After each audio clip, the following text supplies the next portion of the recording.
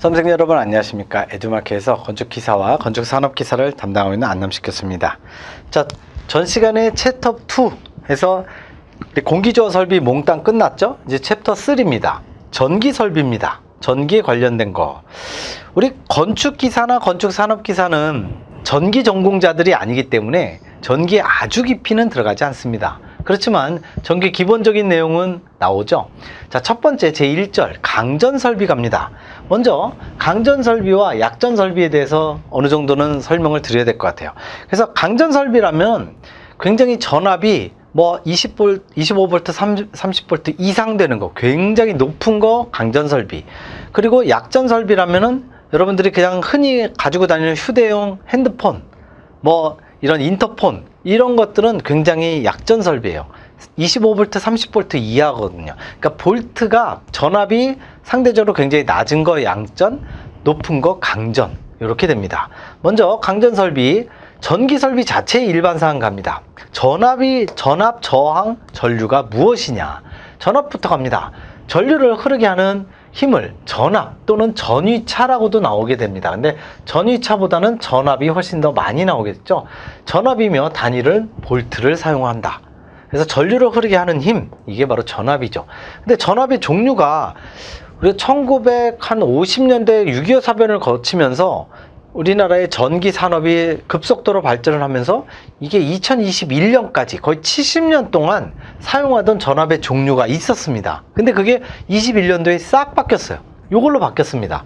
그래서 전기 하시는 분들 난리가 났다고 하던데, 이 교류하고 직류가 있습니다. 교류는 하여튼 직류하고 교류하고 서로 다른데, 직접 연결한 게 교류, 직접 연결하지 않은 게 교류. 저압은 1000V 이하, 교류는 1000V 이하, 직류는 1500V 이하. 고압은 무조건 특고압이 7000V 이상입니다. 그래서 고압은 1000에서 7000 사이, 1500에서 7000 사이. 그래서 요거 세 가지가 5개죠. 5개를 반드시 알아두셔야 되는데, 이게 2021년 완전 70년 만에 와장창 바뀌었습니다. 그래서 반드시 알아두시고, 시험에 계속 나왔었는데 아마도 틀린 보기로 이 개정된 기준으로 나올 겁니다. 자, 전류 갑니다. 전류는 도체, 전기가 흐르는 물체죠. 전기가 흘러갈 수 있는 도체의 단면에 흐르는 단위 시간당 전기량을 보통 전류라고 하고 암페어라고 합니다. 그래서 암페어 I는 R분의 V, 요 식에 의해서 전압 V는 I 곱하기 R이다 라는 공식도 같이 얻을 수 있는 거죠. R은 저항, 레지스턴스라고 얘기를 하죠. 자, 3번 저항으로 갑니다. 전기의 흐름을 방해하는 성질이 있는 거죠. 그래서 여기 보시면 저항이 일정한 회로는 전류와 전압은 비례하게 된다. 공식에서 나오는 거고요. 저항은 단면적에 반비례하고 길이에 비례하게 된다. 그러니까 전선이 길면 길수록 저항이 길어진다라는 소리죠. 그리고 5번 절연저항도 시험에 나오는데요. 절연저항의 정의가 뭐냐? 절연체, 도체는 전기가 흐르는 물체, 절연체는 전기가 흐르지 않는 물체. 절연체에 전압을 가했을 때 나타나는 전기 저항, 이게 바로 절연저항이죠. 저항이긴 저항인데 절연체에 있는 저항이다. 절연저항의 값은 클수록 안전하게 된다. 한마디로 절연저항은 전기가 아예 제로가 아니라 전기가 거의 이 정도면 흐를 가능성이 없다. 저항이 크면 클수록 대표적인 제일 지구상에서 가장 훌륭한 절연체가 뭐냐면 지구 땅덩어리입니다. 지구 땅덩어리. 그래서 지금 저 위에서 뭐 특고압이 우리가 7000V 이상이라고 했는데, 가끔 가다가 지하철역에서 이 위쪽에 보시면 왜 전기가 흘러가고 있죠? 그 전기의 힘으로 전철이 왔다 갔다 하는 거잖아요. 그래서 그 전기가 흘러가는데 옆에서 잘 보시면 그 꼬맹이들이 놀이동산 갔다가 이 풍선 잘못 이 왔다 갔다 하다가 딱 놓치면 그 풍선이 위로 가서 바지직하고 막 전기 난리가 나잖아요. 그때 보면 그 위쪽에 이 고압 전류 조심 해갖고 2만 V, 3만 V 이렇게 나오거든요. 그러니까 2만 V, 3만 V라고 나온 것도 꽤 큰 거지만, 비 오는 날에 번개 칠 때 이 번개는요 2만 V, 3만 V가 아니에요. 기본적으로 한 300만 V 정도가 되거든요. 무지무지한 볼트가 나옵니다. 그래서 보통 건물 위에, 옥상 위에 보면 항상 피뢰침 설비가 있어요. 이게 법규에 다 나오죠. 20m 이상의 건물은 항상 피뢰침 설비가 있어야 돼요.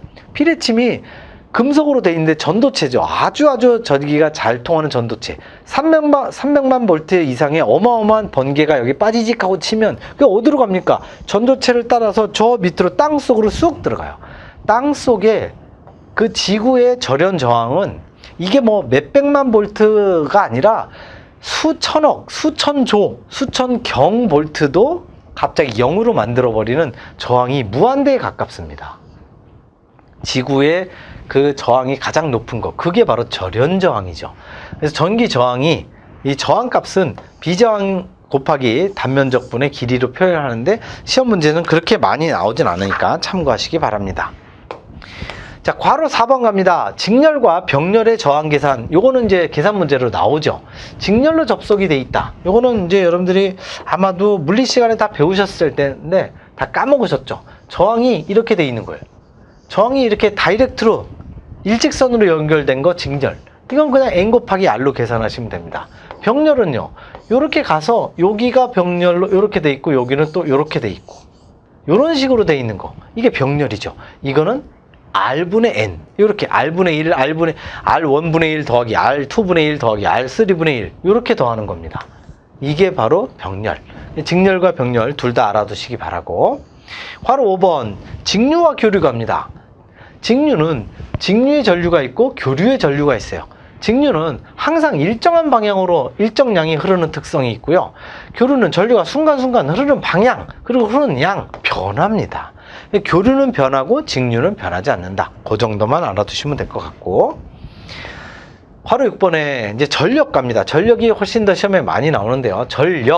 전력이라는 게 이제 뭐냐? 전기가 하는 일이죠. 일. 에너지입니다. 일이나 에너지는 같습니다.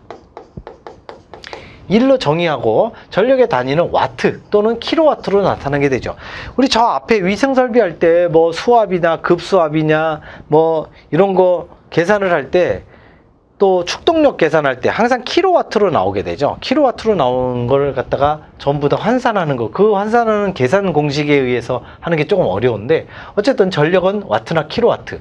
전기가 하는 일의 양, 이 일은 전력, 일의 양은 전력량 해서 와트 아워 또는 킬로와트 아워로 표시하죠. 여러분들 전기세 고지서를 받아보시면 사용한 전력의 양은 뭐냐? 몇 킬로와트 아워, 요걸로 표현이 됩니다. 그래서 이 킬로와트 아워당 얼마 해갖고 거기 딱 곱해갖고 전기세를 내는 거죠. 1와트란 위에서 얘기한 전력이죠. 전압. 전력은 전압 1V, 1A의 전류가 1초 동안 흐르는 일의 양. 그래서 1V, 1A, 1세컨드. 그게 바로 1와트입니다.